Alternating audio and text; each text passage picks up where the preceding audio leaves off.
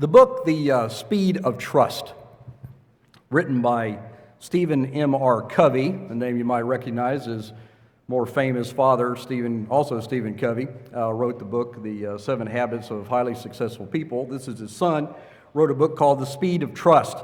And in this book, he proposes that the speed and cost of our activities is affected by the level of trust that exists between the parties.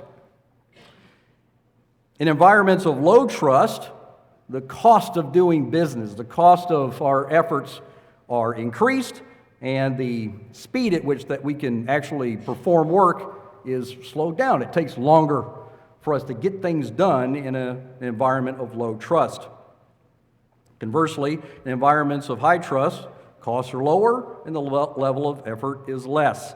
Stephen proposes that proper personal and organizational conduct gives us credibility and trustworthiness, and that in turn lessens the level of effort to get things done.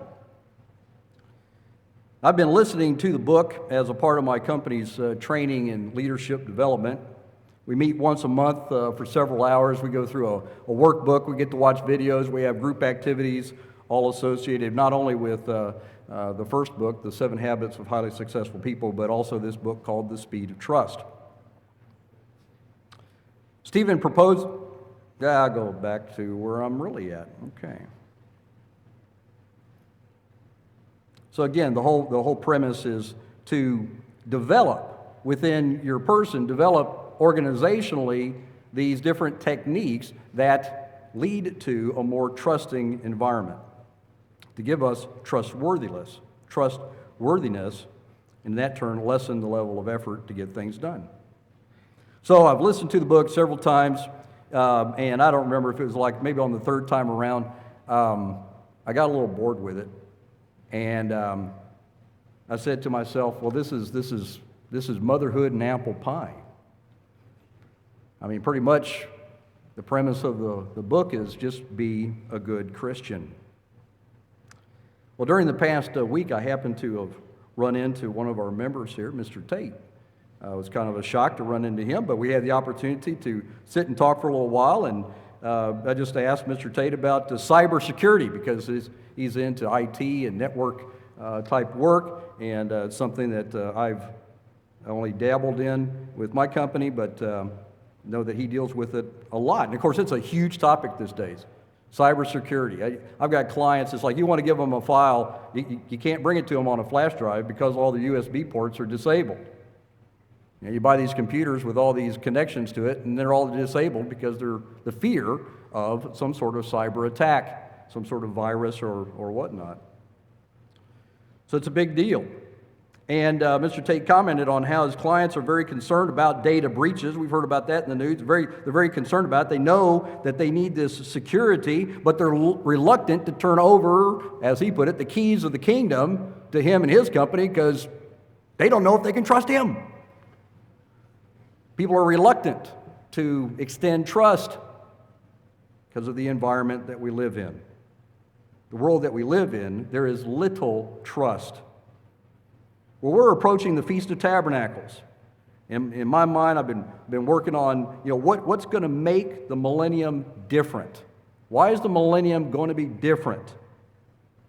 And one of the differences that I thought about was the restoration of trust. The restoration of trust. Can you imagine how much more productive mankind will be in the millennium? How much more at ease, at peace mankind will be when we have a high trust society, when that's been established. We read about various scriptures about the millennium and what it's going to be like. How's that going to come about? So my purpose today is to discuss 5 characteristics that impact our trustworthiness, and when properly developed in our hearts and minds, will result in the restoration of trust. Please turn to Psalms chapter 15.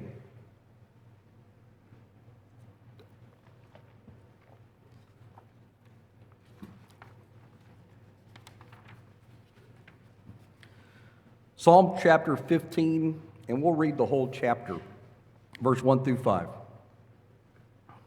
Lord, who may abide in your tabernacle? Who may dwell in your holy hill? He who walks uprightly and works righteousness and speaks the truth in his heart. He who does not backbite with his tongue, nor does evil to his neighbor, nor does he take up a reproach against his friend, in whose eyes a vile person is despised, but he honors those who fear the Lord. He who swears to his own hurt and does not change, he who does not put out his money at usury, nor does he take a bribe against the innocent, he who does these things shall never be moved. The word tabernacle that's used here is a reference to tents. It can mean, just a typical tent, Israel, return to your tents, but it also was used in connection to the tabernacle, the tent.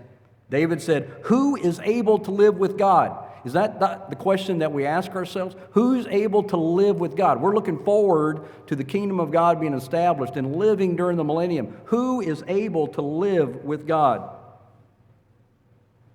When we attend the feast, we have that foretaste of what life is going to be like during the millennium when Jesus Christ, God, will live on the earth with the resurrected saints and with physical human beings that remain. What are the characteristics of a person who is able to live with God? David ends the song with a very encouraging statement that the person who exhibits these characteristics shall never be moved. He shall never be moved. It's like a fixture. All right, number one, walk with godly integrity. Walk with godly integrity. Of course, we could spend hours and hours and hours just talking about what is righteousness, what is godly integrity.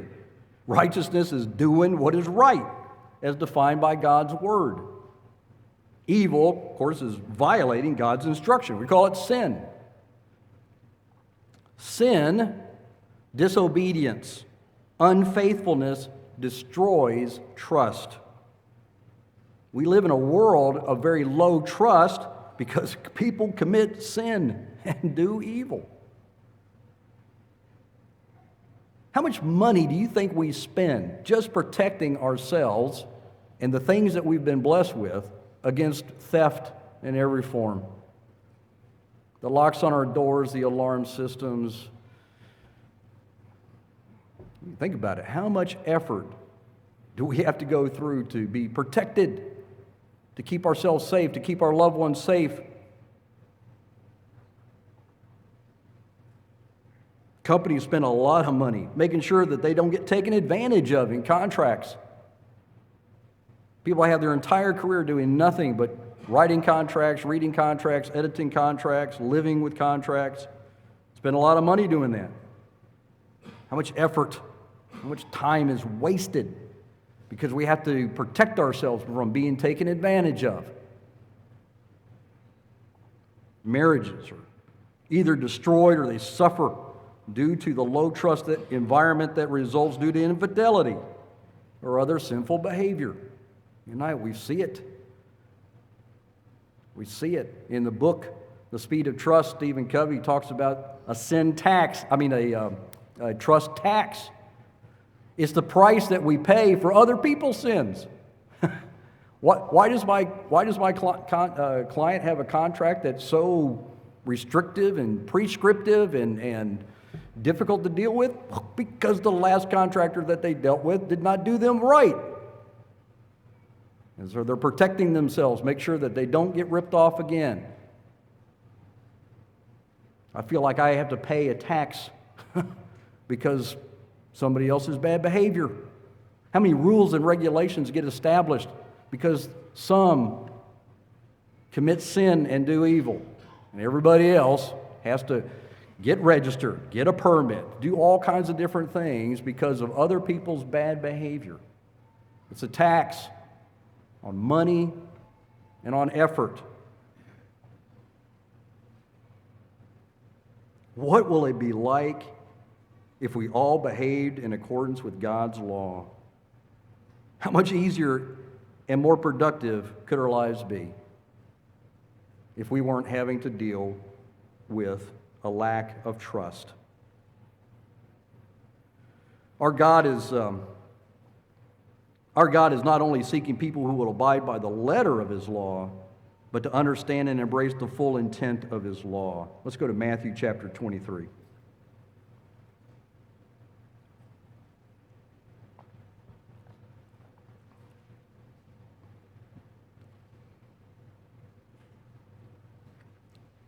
Matthew chapter 23, and starting in verse 23, and I think that's the only verse we're going to read.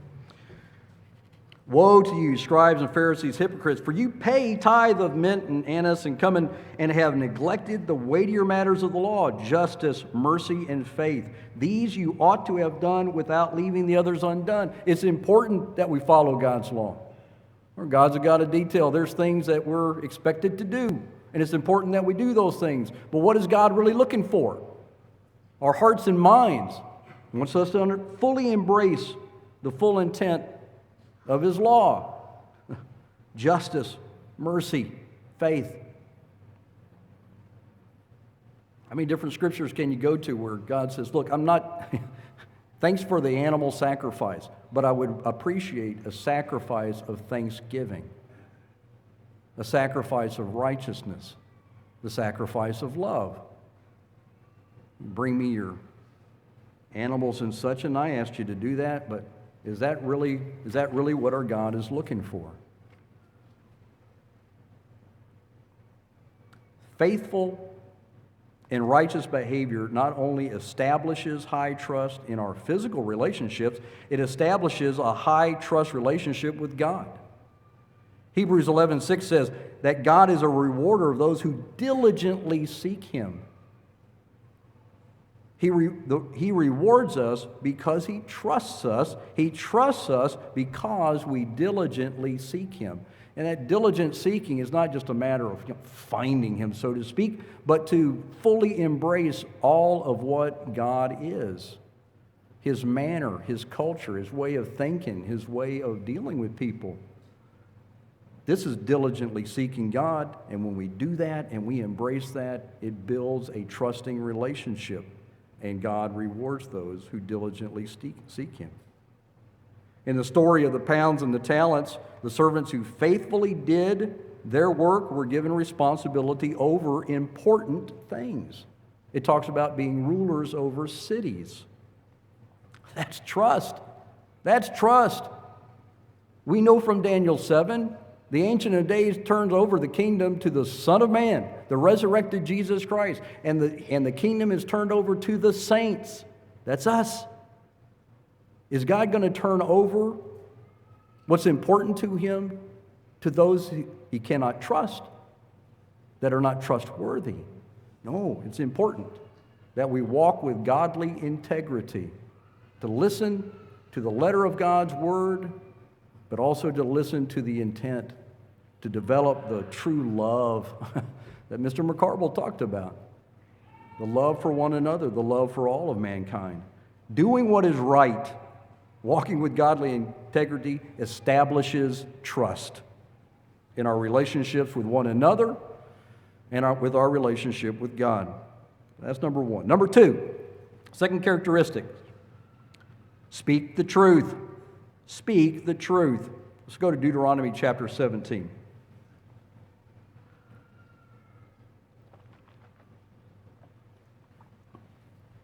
I believe that one of the most important aspects of speaking the truth in love is to practice due diligence. To practice due diligence. I've spoken about that before. Mr. Mann spoke about it several weeks ago, maybe months ago now, brought up this topic as well, doing our due diligence. The judges and leaders of Israel were instructed to diligently inquire on an accusation prior to passing judgment. So important. Deuteronomy chapter 17, starting in verse 2. If there is found among you within your gates, which the eternal your God gives you, a man or woman who has been wicked in the sight of the eternal your God in transgressing His covenant, Who has gone and served other gods and worshiped then either the sun or the moon or the hosts of heaven, which I have not commanded, and it is told to you, and you hear of it, then you shall inquire diligently. And if it is indeed true and certain that such an abomination has been committed in Israel, then you shall bring out of your gates that man or woman who has committed the wicked thing, and you shall stone to death that man or woman with stones. Whosoever is deserving of death shall be put to death on the testimony of 2 or 3 witnesses. He shall not be put to death on the testimony of 1 witness. Not one witness, 2 or 3 witnesses. When we fail to do our own due diligence and we make declarations, we say something is so without having the facts, we are at great risk of speaking falsely. And that destroys trust. It destroys trust. And I would dare say every one of us has been have been guilty of hearing about a situation, maybe even being a part of the situation, and our initial reaction is, oh, there was wrongdoing by that person. That was wrongdoing. And then, after finding out more facts, found out that wasn't the case. It was different. First thing that we were told wasn't quite true. Maybe it was bent, shaded, stretched, exaggerated, or maybe it was, again, just not all the facts given. It is important for us to do our due diligence to assure that we understand something. To go about spouting something off as, well, this is how it was, when it's just somebody's word of mouth, it's called hearsay. And we are in danger of repeating something that is not true, and that can destroy trust. So being slow to make judgments, seeking the truth, listening to all parties that are involved with the intent to truly understand. When we do that, that equips us with the information that we need to make right judgments. And that builds trust. Snap judgments destroys trust. Doing our due diligence builds trust. Part of speaking the truth, of course, is the opposite. Speaking lies, so that's sin. We've already talked about sin destroying trust. Repeating a lie, whether we know that it's a lie or not, is slander. It's slander. And slander is false charges or misrepresentations which defame and damage another one's reputation. We repeat a matter that we don't know is true. We can damage one another's reputation. In Psalm 15:3, we've already read this, and this is in the Bible in Basic English. It says, whose tongue is not false, who does no evil to his friend, and does not take away the good name of his neighbor. We need to be very careful about the things that we repeat, especially about one another, but really about anyone, as if something is true that we do not know. If we've not done our due diligence, we're at risk of making up our minds based on hearsay. So repeating what someone has told us as if it's a fact could result in slander. I was talking to the guys up at the prison. They're all nodding their head. Man, they see it all the time. One of the guys actually confessed. He says, I've got a problem with that. I do that. Man, gossip is addictive. It's like heroin. That's why the Bible talks about it so much. Spreading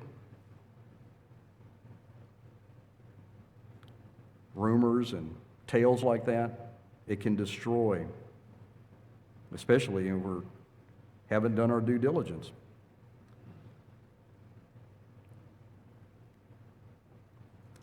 So repeating something as if it's fact. If somebody's told you something and you're going to pass it on to somebody else to say, well, so-and-so told me that this is what happened, but that's how I know about it. So-and-so told me. We repeat it as, oh, this is what happened. I know it's true. It was on the internet, right? Yeah, we've all heard that.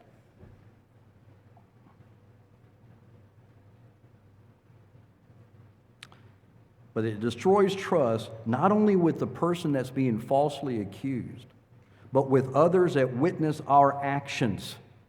When we repeat things like that, and of course it's found out that that was not the case, what you said was not true, and you actually are damaging somebody else's relationship, their reputation, guess what? It doesn't only destroy trust with them, with others with you. Because now they see that the way you go about conducting yourself is spreading gossip, rumors, or whatever without getting the facts. It destroys your reputation as well. Titus chapter 2, verse 3, you don't need to turn there. The older women likewise, that they may be reverent in behavior, not slanderers, not given to much wine, teachers of good things. So we're instructed in the Word of God to teach one another, older folks teaching younger folks.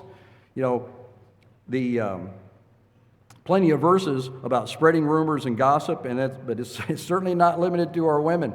It's not limited to our women. And we got all kinds of different venues to do it. I won't try to repeat them because I'll leave a bunch of them out. I'll sound old and disconnected. We're at risk of tearing down our neighbors, and that's not a characteristic of those that are going to dwell with God. It's just not.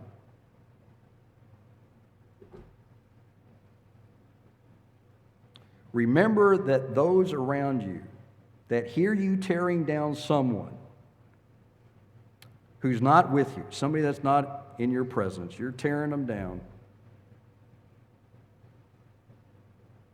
Let those who are with you know that when they commit some sort of blunder, when they do something a little silly, when they do something that sounds a little foolish, that when they're not there, you're probably talking to others about what you did.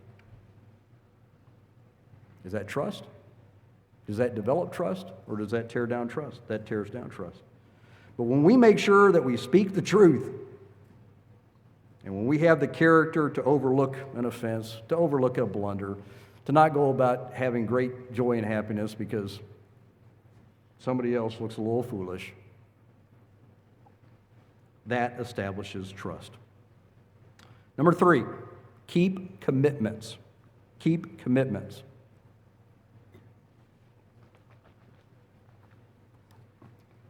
Psalm 15:4 says, "He who swears to his own hurt and does not change."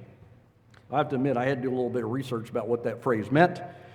The sense of the phrase is that the godly don't try to renegotiate the terms of an agreement when they discover that they're not going to make any money. You enter into an agreement, and then you find out, oh man, I'm going to come up short on this deal. I need to kind of maneuver things around to where I don't give them everything that was in the contract, or I do it to a lower quality, I spend less effort. I maneuver things around to where I don't come out short on this deal. That's what the sense of this is. He swears to his own hurt, doesn't change. Recognize that, hey, I made an agreement. Yep, I'm going to come up short on this one. That's okay. It's all right. I made an agreement. I'm not going to try to renegotiate it. One of the primary ways we destroy trust between one another is by not keeping commitments. We say that we're going to do something, or maybe that we're not going to do something, and we fail to follow through, or we try to renegotiate the agreement so that we have the advantage. And when we behave in that manner, when that becomes our character, we can't be trusted. Can't be trusted. Let's turn to Ecclesiastes chapter 5. Ecclesiastes chapter 5.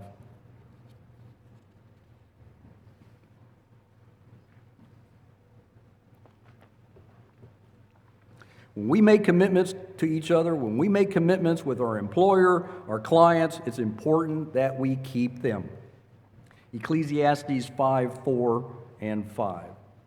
When you make a vow to God, do not delay to pay it, for he has no pleasure in fools. Pay what you have vowed. Better not to have vowed than to vow and not pay. So it's important, in our lives not to overcommit, not to overpromise. Don't promise things that you can't deliver on, All right, that's one aspect of it. Don't be hasty in making some sort of vow, making some sort of promise, that's going to be difficult to keep. Be careful about that. Before, when you make that promise, follow through. Like Mr. McCarville said, don't find an excuse. Follow through. How many relationships have been damaged due to one party or the other making a promise and failing to follow through? When we make a promise and fail to follow through, we diminish the trust that we have with one another. In the story of Abraham and Isaac, God trusted Abraham because Abraham followed through with the commitment to follow his instructions all the way up to sacrificing his son. And the messenger from God said, "Now I know that you fear God." Abraham trusted God to follow through with his promise to make the descendants of Isaac as the sand of the sea. Because he had prior to that, he had made that promise. I promise to make your descendants as the sand of the sea. But Abraham trusted God that he would follow through with that promise. And they developed a high trust relationship. They were both faithful, trustworthy. So keep commitments. Number 4, don't take advantage of others. Don't take advantage of others.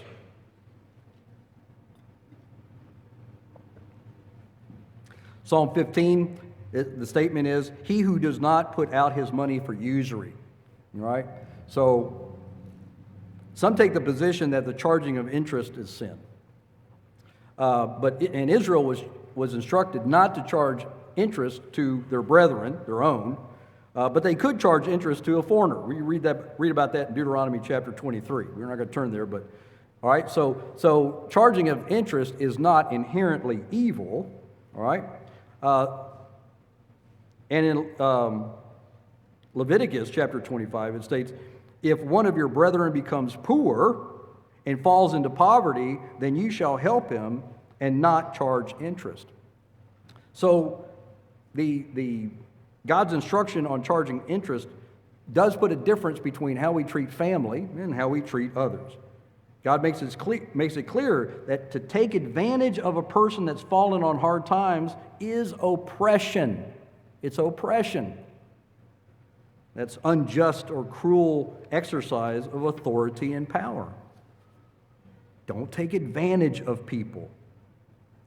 So we might say that what's being addressed specifically in Psalm 15 there is like being a loan shark. So I Googled loan shark because that's pretty much the source of all real knowledge. So Googled loan shark. First thing that came up, what do you think? Kind of awkward to have audience interaction, right? First thing that came up was payday loans. When I Googled loan shark, payday loans. I told the guys at the prison, I made a comment, I said, all right, so I'm going to loan you $100. When are you going to be able to pay it back? And he says, well, I'll pay it back in a week. I said, okay, so you're going to pay me back $175. That's pretty steep interest, right? And they said, those guys said, no, it's more than that. Well, when you're in that environment, they're loaning food to each other. And they're charging each other very high interest. They're taking advantage of one another because they've fallen on hard times. Oppression in any form destroys trust. It destroys trust. Taking advantage of the vulnerable, the poor, the widow, the orphan, and the like shows a lack of love, a lack of caring for the good of the other. We're told in Philippians chapter 2-3, esteem others better than yourself. Give value to all. Don't take advantage of somebody that's in a difficult spot and oppress them in that way. During the millennium, the ruling saints of God are not going to exercise their power and authority over people in the same way that we see in this world, because we have learned to lead like servants. To not be oppressive, but to lead in love, to care for one another, to look out for one another, to make sure that the other has what they need as well, to not be oppressive. Proverbs 29:2 says, when the righteous are in authority, the people rejoice. When people are in authority are doing the right thing, why do they rejoice? There's trust. There's trust. There's peace. We can be at ease. Our guard can be down because we know that we're not going to be taken advantage of. We're not going to be treated in an unreasonable manner. But we live in Satan's world, right? We live in a world that is bent on making sure that you get the upper hand, that you get the great deal, that you're the smart and the sophisticated one who gets the better position, the perks, the extras that the others just aren't savvy enough to get. I mean, isn't that how the advertisements go? I mean, you want to look like the smart and sophisticated one that gets the extra stuff at low cost. Everybody else, the slower folks in the group, pay full price. That's the world that we live in. Maneuvering to get the advantage. Proverbs chapter 20, verse 14 says this. Proverbs 20:14. It's good for nothing, cries the buyer. When he's gone his way, he boasts. This is like used car sales right here. That car's not worth that. You guys are trying to rip me off. Try to keep negotiating that price way down. This thing is worthless. You're ripping me off. Then you go and tell your friends and buddies, man, I got the best deal. Those guys are idiots. That's the attitude that we live in this world. That is not the characteristic that is going to dwell with God during the millennium in His kingdom. Let's turn to Luke chapter 6. Luke chapter 6.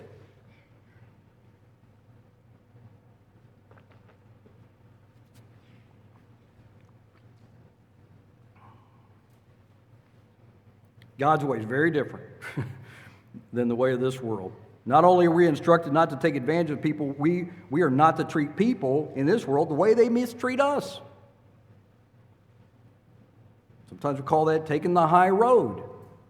That's what we're instructed to do. Luke chapter 6, starting in verse 27, we'll read through 31.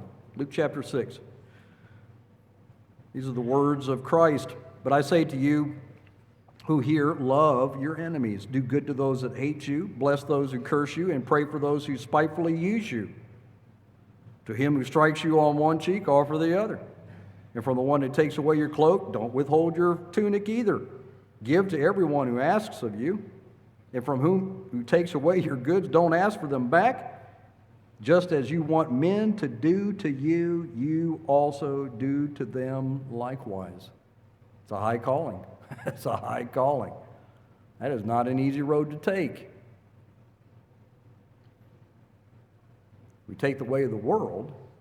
We help establish the low trust environment. We take the high road. And we develop the character that does not seek retribution, doesn't stoop to the same level as our adversary. And we'd rather take a loss than violate an agreement. We have no desire to take advantage of somebody else. We have no desire to acquire the perks of power and authority at the expense of others that are under us.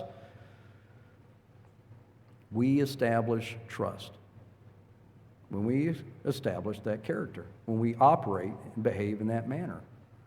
That's the kind of godly character that is able to dwell in God's tabernacle. Number 5, do not show partiality. Do not show partiality.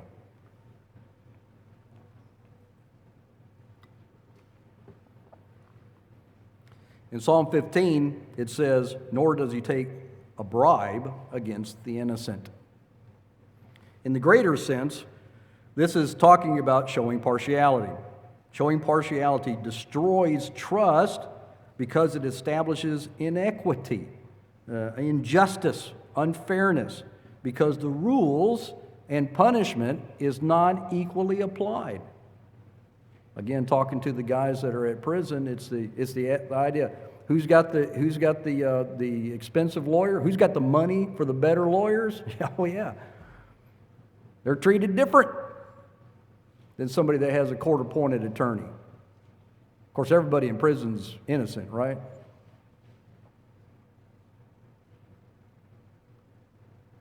I mean, the best system that we can put into place still has injustice because people show partiality.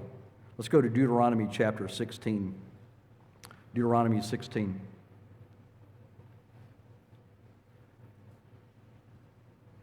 It's incredibly important that we treat everyone equally. We don't have a different set of rules. Israel did not have a different set of rules between a native born and a stranger that dwelled in the land. It was all the same rules. There were some restrictions in what they could participate in, but it's like you don't have a different set of rules for others. Now, you're in Deuteronomy 16. Don't go away from that. I'm going to make a comment about Deuteronomy 10. In Deuteronomy 10, verse 16 through 19, God describes himself as one that does not show partiality or takes bribes, but administers justice from the lowest to the greatest. All right, so that God describes himself in that way. Deuteronomy 16, starting in verse 18. You shall appoint judges and officers in all your gates, which the eternal your God gives you, according to your tribes, and they shall judge the people with just judgment. You shall not pervert justice. You shall not show partiality, nor take a bribe, for a bribe blinds the eyes of the wise and twists the words of the righteous. You shall follow what is altogether just, that you may live and inherit the land which the eternal your God is giving you. We know that going into the promised land is a type of the millennium. And here we're instructed that, look, do what is right. Don't show partiality. Don't take a bribe. Don't have your eyes blinded. You do that, you can live in my land. Who can dwell with God? Folks with this kind of character. Treating people differently because of their position in society, their name, their color, their level of education, their ability to pay is a perversion of justice, and it is an abomination in God's sight. It destroys trust.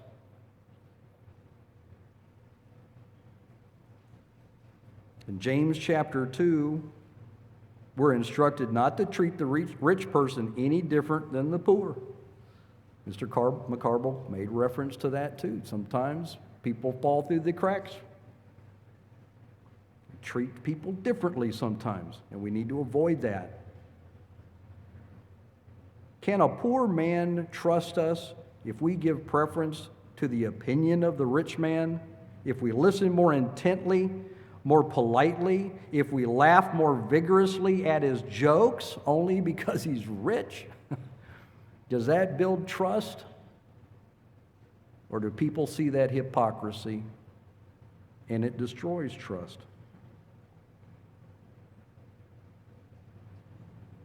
But how much trust is established not only with the poor man, but with all who witness us when we show the same level of politeness, the same care, the same interest in folks around us, regardless of their status in society.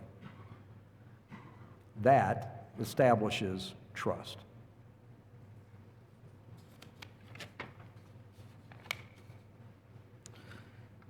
After listening to the book, The Speed of Trust, a number of times and going through the various study materials, it may have been natural for me to think, well, this is intuitive. This is motherhood and apple pie. Just be a good Christian. And I doubt that I've said anything today that you haven't already heard or that surprised you. But we need to be continuously reminded of these things, don't we? We need continuous reminding. You know, sometimes when, for the Feast of Tabernacles, all the speakers have a meeting. You have to submit your outline, and all the speakers go through it. One of the things that people get concerned about is, well, I don't want somebody else using my scripture, right? Or sometimes the speaker will comment about, well, so-and-so, used all my scriptures. Okay, here's Richard's position on this, all right? Our God loves redundancy. We go through the holy days every year. We come to every Sabbath. We hear a lot of these things over and over again because we need it. We need it. I put this together because I needed it. I need to hear it. 2 Peter 1:12, you don't need to turn there. 2 Peter 1:12, for this reason I will not be negligent to remind you always these things, though you know and are established in the present truth. Yes, I think it's right, as long as I'm in this tent, to stir you up by reminding you. We need it. We need these kind of reminders. We need to be reminded of the various behaviors and characteristics that establish trust. May sound like motherhood and apple pie.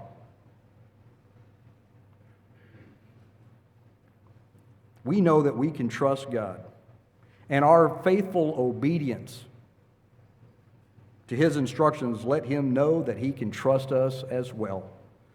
And as we develop godly character, the natural result will be a higher level of trust, not only in our personal relationships today, but it establishes a higher level of trust between us and our God. So we look forward to the Feast of Tabernacles. I don't know about y'all, but I got to drive home looking at the full moon rising. Next full moon, we'll be here, there, and yonder, the opening night of the Feast of Tabernacles. We look forward to that. We look forward to focusing on the millennial rule of Jesus Christ. He is the King of Kings. But we too, as His faithful disciples, will be in positions of authority in His kingdom. The saints will be trusted with that authority because they will have established their trustworthiness with God. And we'll be rock solid, and we shall not be moved.